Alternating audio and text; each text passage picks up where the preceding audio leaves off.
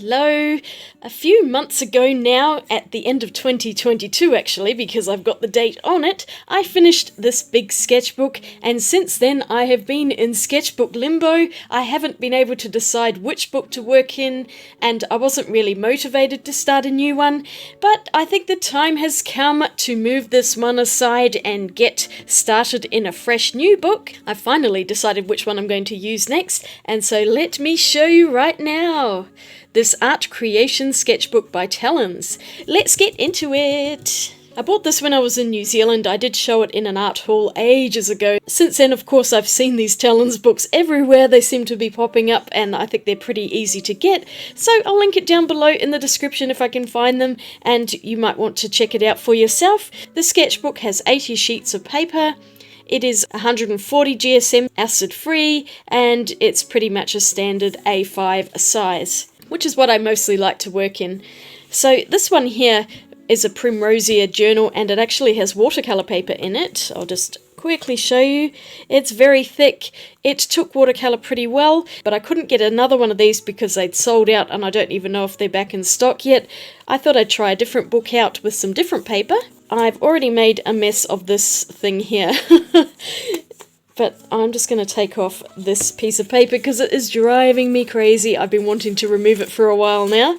It does say it will hold watercolour as well as dry media, but the paper isn't really watercolour paper. So it's quite yellow as well. I guess this is like an ivory colour rather than being white, but I thought it might be a bit interesting to use an ivory coloured sketchbook, and it does lie pretty flat, which I like, although I'm probably going to have to use some binder clips for a while until the spine relaxes. Now, I said that I'm starting this, but it's a little bit of a lie because I've actually done a couple of pictures in here. I wanted to spend some time on the weekend just doing some drawing, and I thought I'd try out some different supplies in here. So I drew this little thing. It's just with a fountain pen, and then I coloured it in with the watercolour paints. It's not got very much watercolour on there, so the paper hasn't buckled very much. And then I also used some alcohol markers to draw this little ice cream with a hand. I saw this picture somewhere and just thought it was cute. This does bleed through though, as you can see here, so I guess I won't be drawing on that side. But otherwise, I've left the front of it free, so I've got these first two pages that I have not done anything on, and I thought I would do something here. I also really want to decorate this cover now. It's a vinyl feeling, and it just feels like it needs something on it because it's very dull as it is. I think I might decorate it first, actually. I had all these grand ideas of doing a mixed media piece, starting out with some stamping on the cover and then working from there in layers. So I got my permanent archival ink out and I started blocking it on this really complicated looking stamp. I'd been wanting to try this one out for a while. It's a whole bunch of tiny flowers, and the idea was to stamp it a few times and make one big flower pattern. But to cut a long story short, I really should not be allowed around stamps. I am so useless with them, as we're about to see right now. I pushed it down and the whole thing slid immediately on the cover, causing the ink to smear horribly. And just like that, ladies and gentlemen, I've ruined the book. There's no way I can get that off. It's already stained on there, so I'm going to have to come up with a totally different idea for this book. Thankfully, I have a fair stash of washi tape.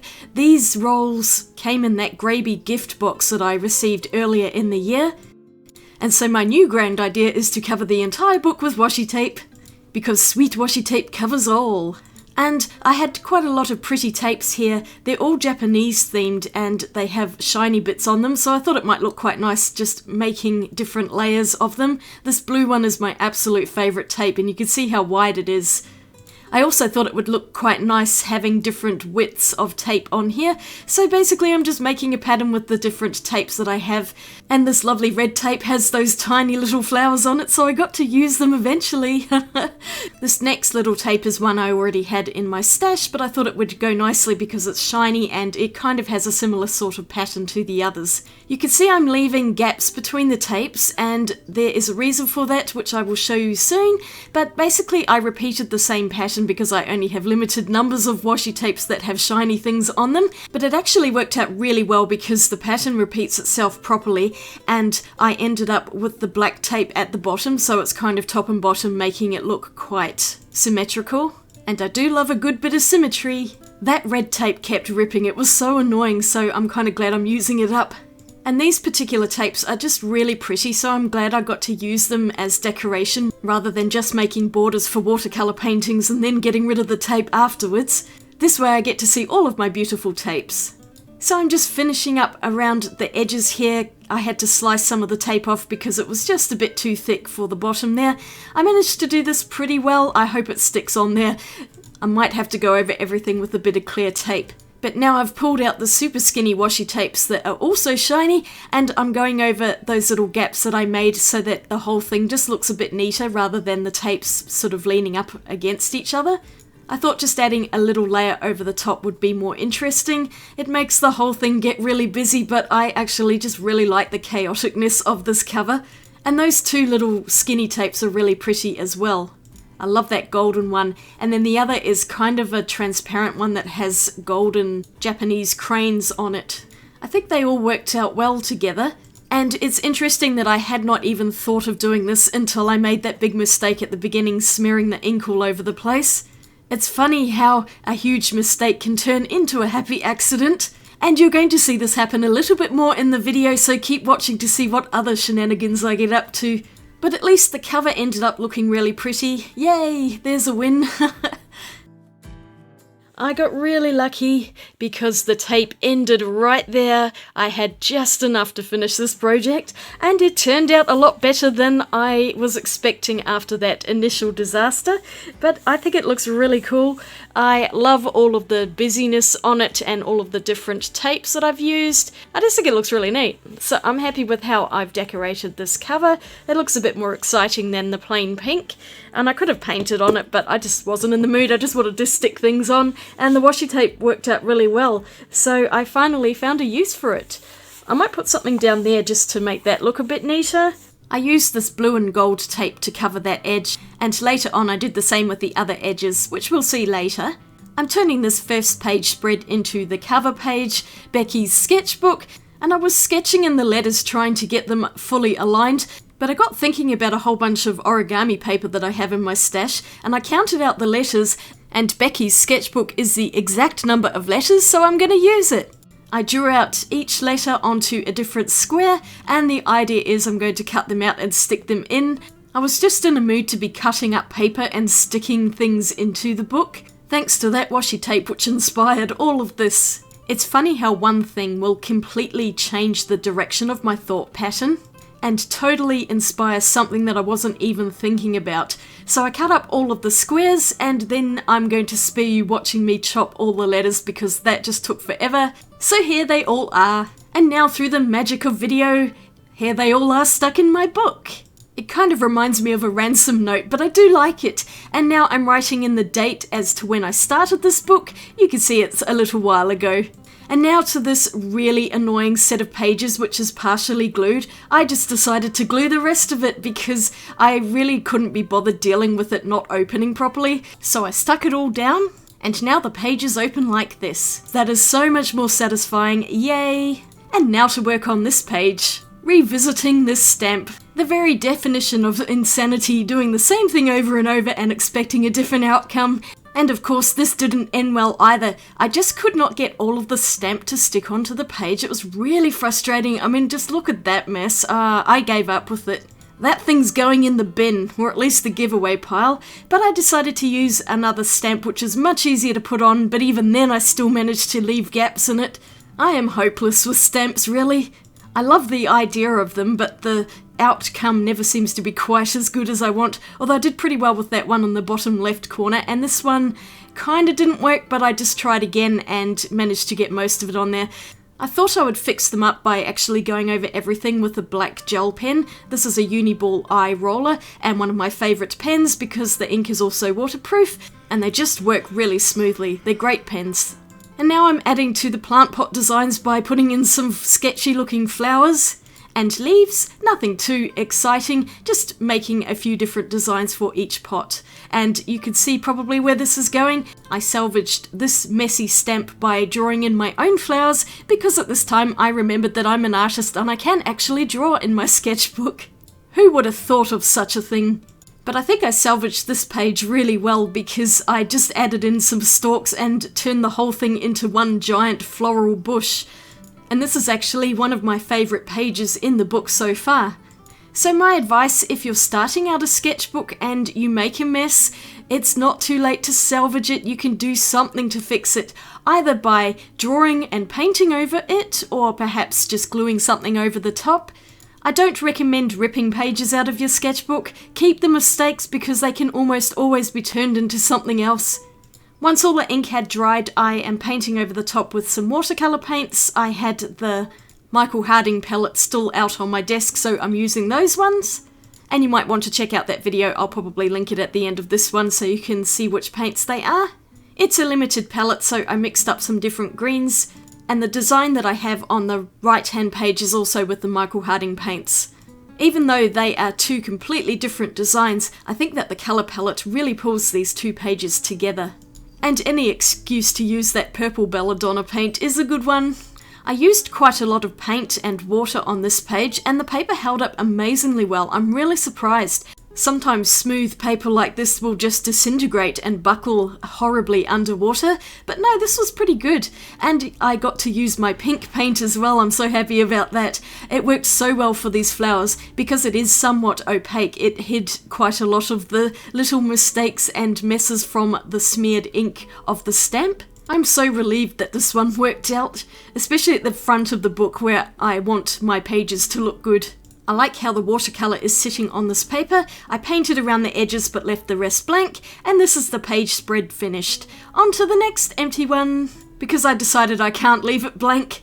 I'm going straight in with a fountain pen. Huge mistake because I stuffed up the petals of this daffodil immediately. It just looks horrendous. But at this point I was in a very devil-may-care attitude, so I fixed it up by adding plenty more sketchy lines and just going over it until the shape of the petals looked a lot better. This is a really great way to practice drawing because you can't rub it out, you just have to keep going and see if you can make something work. So once again, I did not intend for my daffodil to look this sketchy, but I actually think it turned out really well. I drew in some stems and leaves, and I'm not happy with those either. So more sketchy lines, and I think actually it all came together pretty well. And is this not what a sketchbook is for? To try things out, make mistakes, and find ways to improve on those mistakes? I'm using those same watercolours just to do a quick painty wash over the top, and I decided to paint the entire page because I wanted to see how this paper would hold up to a heavier wash.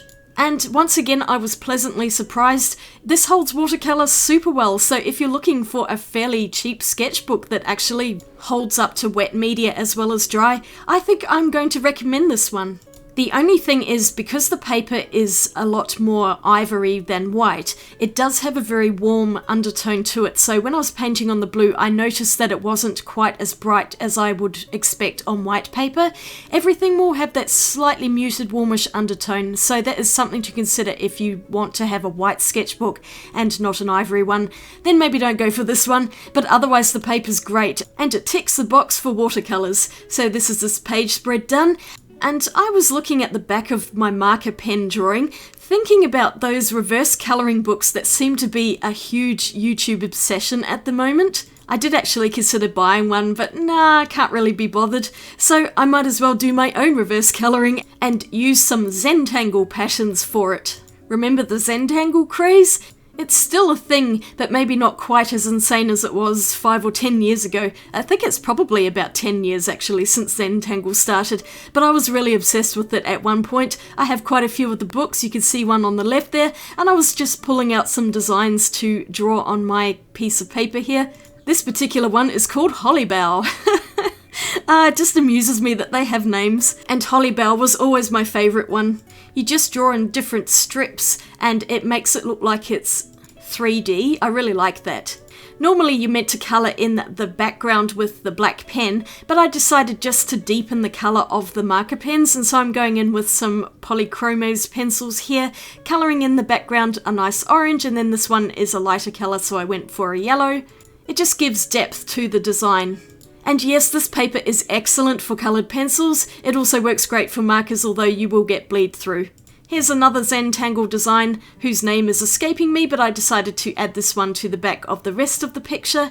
With reverse colouring, you're supposed to draw in designs on blobs and come up with your own kind of picture, depending on what you see, much like a Rorschach ink blot. But because I'd already drawn this as an ice cream cone, I could only see it as an ice cream cone, even from the reverse side, so I just decided to redesign my own picture with a different kind of method, and I actually really like how this one turned out, especially adding in some depth of shadow with the coloured pencils. I think that made all the difference. So maybe this one is a reverse drawing instead of a reverse colouring. Whatever, it's my sketchbook, I can put in here whatever I want. And here's the cover. I just remind you of what everything looks like, so I'm super happy with that washi tape. I think it looks fantastic. The title page with space to put the end date when I finish the book, whenever that will be, and then a couple of page spreads that I've done here. I'm happy with what I've got in here so far, not what I expected, but I can't wait to fill this book up with more sketches. And here's a bonus picture which I did after filming, though I'll probably fully get into the sketchbook once I return from Greece. So look out for it later in the year. Thank you so much for watching. I hope you enjoyed this video and watched all of my mistakes turn into happy accidents, which is what I like to do in a sketchbook, and that's what they're there for. Try not to get too precious about them, just enjoy the process and see what you can come up with. Usually it will evolve organically anyway, which is the best kind of thing really. I don't like to plan things too much. If you enjoyed this video, I'd really appreciate a thumbs up, and you might want to click the subscribe button for more videos, and in the meantime you can check out this video here, which is a sketchbook tour of that previous one I did, and I've probably got some more sketchbook stuff in this corner over here, so you can watch these videos while you're waiting for my next video to come out. Have a great day out there, and I will see you all again really soon in my next one. Swatch you later. Bye!